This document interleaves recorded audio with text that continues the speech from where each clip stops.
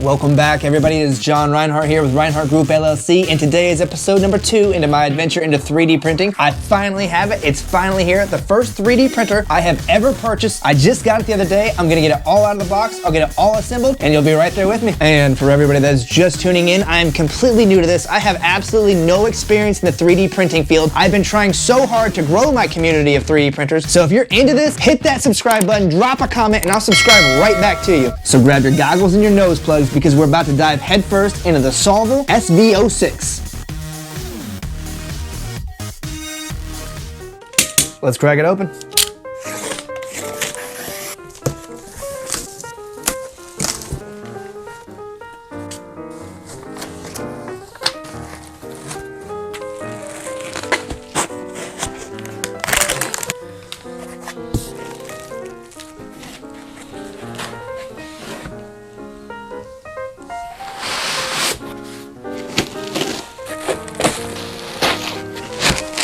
Packaging is great.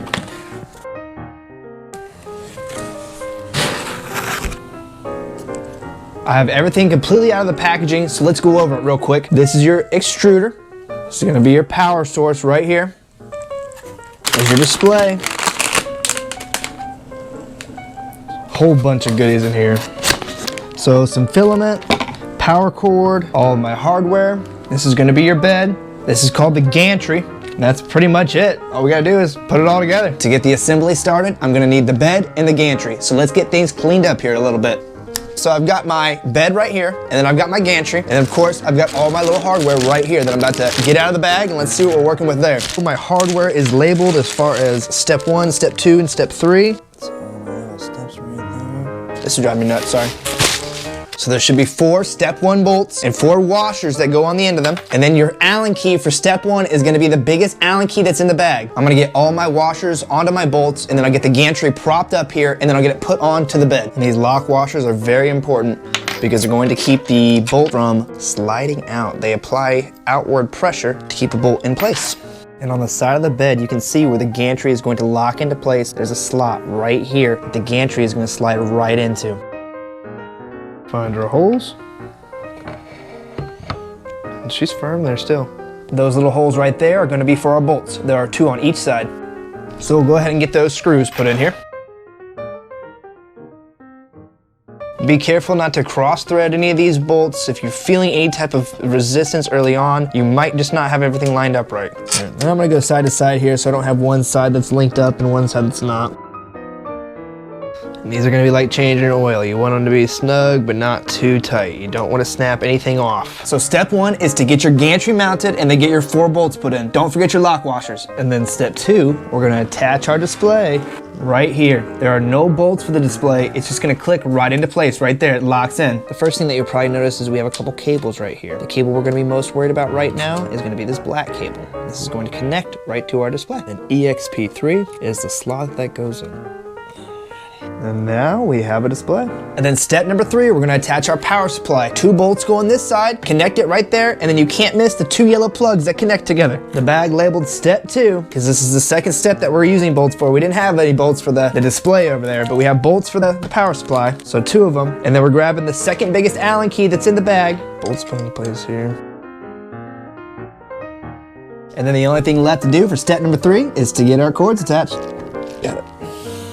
And then just like that, our 3D printer is really starting to take shape here. Check that out, guys. Look at that, exciting. So step number 4 is gonna be our extruder installation, and our extruder is gonna go right there. So we're gonna grab our step number 3 bolts, and then our 3rd smallest Allen key, and then we'll go ahead and we'll get this mounted where it goes, right up there. And the extruder lines up really nicely. You can see there's a divot right here, a rectangular divot, and that rectangular divot is gonna seat right on that divot.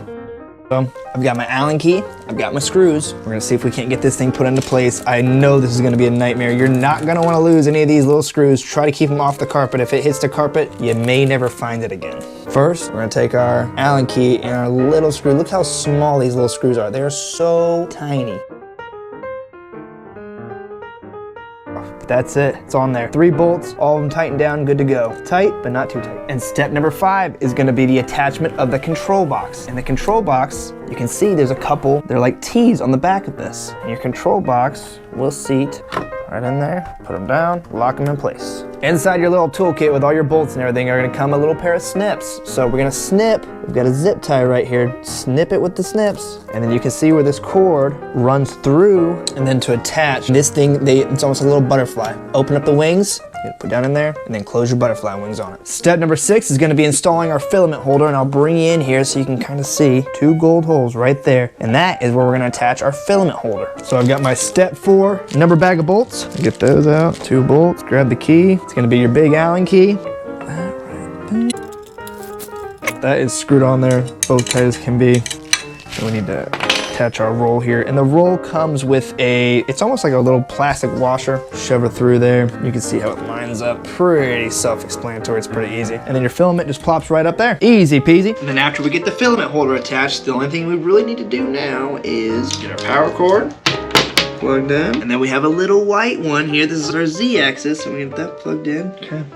The last thing that we have to do is we have to change 230. I'm gonna be plugging it into a regular outlet, so I need to bump it down to 115. So you'll see right in here, and you can adjust it down to 115. 115, got it. And as far as assembly goes, that's pretty much it. This is a fully assembled Sovol SV06 running at 115 volt. You can run it at 230 volts as long as you have the correct receptacle. So just make sure you have a 230 volt receptacle, and then you can leave it at 230 volts. But for me, I'm plugging it into a regular wall receptacle at 115 volts. And then the last thing I want to quickly go over are all the little accessories that come with the Sovol SV06, so you know what you got and then what you need. So you get a pair of snips, and they give you a spatula. It's a nice little spatula. Some tweezers, couple wrenches, and I'm assuming this is to get the nozzle out if you need to replace the nozzle. Definitely some zip ties, that's important.